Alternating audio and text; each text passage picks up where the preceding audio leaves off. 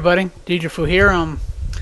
Just doing an update video. It's been like almost a month since I've uploaded my last video.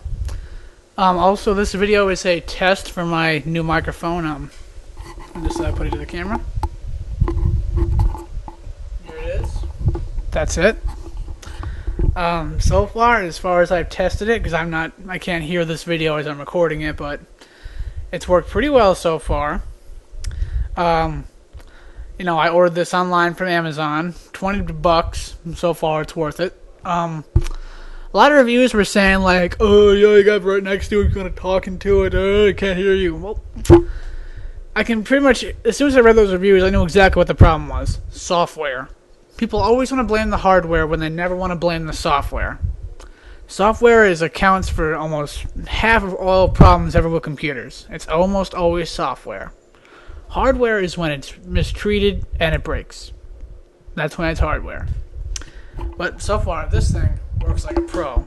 It cancels out background noises, so my edits are going to be crystal clear. I can't wait to... Actually, probably after I do this video, I'm going to record lines for my next Cold Yoko Abridged episode.